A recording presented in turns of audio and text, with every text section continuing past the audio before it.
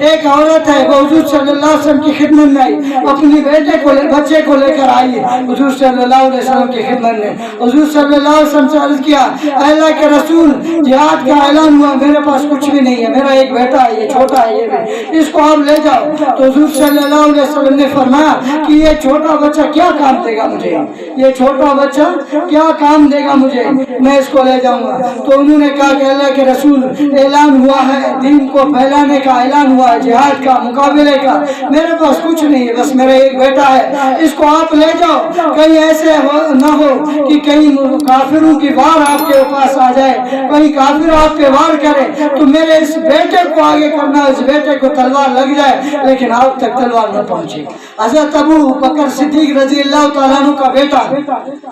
حضرت عبد الرحمن بن ابو بکر رضی اللہ تعالیٰ عنہ، یہ ایک موقع پر بعد میں مسلمان ہوئے تو اپنے ابا کو کہہ رہے، ابا ایک جہاد کے موقع پر آپ میرے تلوار کے نیچے آ گئے، آپ میرے تلوار کے نیچے آ گئے تو مجھے خیال آیا باپ کو میرے، اس لیے میں نے تمہیں چھوڑ دیا، اگر میں اس وقت مارتا تو مار سکتا تھا۔ تو حضرت ابو بکر صدیق رضی اللہ تعالیٰ عنہ نے فرمایا،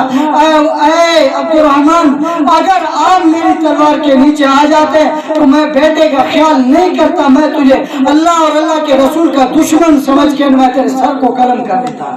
یہ تھے حضرت عمر رضی اللہ تعالیٰ عنہ، بدر کے جو قیدی ہیں ان کے بارے میں کیا کہتا ہے؟ اللہ کے رسول صلی اللہ علیہ وسلم سے عرض کرتا ہے، اے اللہ کے رسول، ہمارے جتنے رشتہ دار قید ہیں ان کو ان کے رشتہ داروں کے حوالے کرو، ہر ایک اپنے رشتہ دار کی گردن کو اڑا دے تاکہ اللہ کو پتہ چل جائے کہ ہمیں ہمارے رشتہ داروں سے بھی زیادہ اللہ اور اللہ کا دین اور حضور اللہ کا محبوب امام الانبیاء زیادہ محبوب ہے۔ ہمارے رشتہ دار ہمیں محبوب نہیں ہے، ہماری اولاد ہمیں محبوب نہیں ہے، ہم اپنی اولاد کی قربانی دے سکتے ہیں لیکن امام الانبیاء پہ ایک خراش لانے کو تیار نہیں ہے۔ ایک صحابی ہے، ان کو سولی پہ لٹکایا ہوا ہے، ان سے کہتے ہیں کہ اگر ہم آپ کو چھوڑ دیں اور آپ کی جگہ پہ امام الانبیاء کو نعوذ باللہ، ان کو تو قدرت نہیں ہے حضور صلی اللہ علیہ وسلم کو لٹکانے کی، ان کو لٹکائیں تو وہ فرماتے ہیں کہ مجھے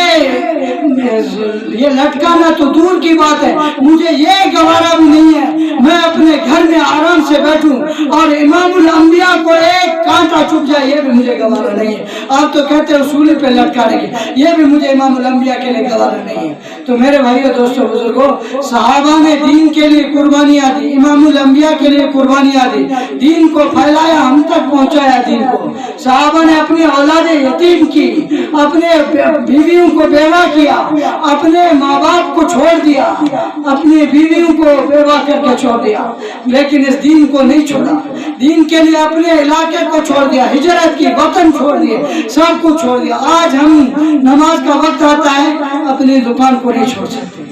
اپنی دکان کو 5 منٹ کے لیے بھی نہیں چھوڑ سکتے کہ جا کے فرض نماز پڑھ کے آ جائے، اتنی بھی نہیں کہہ سکتے ہم۔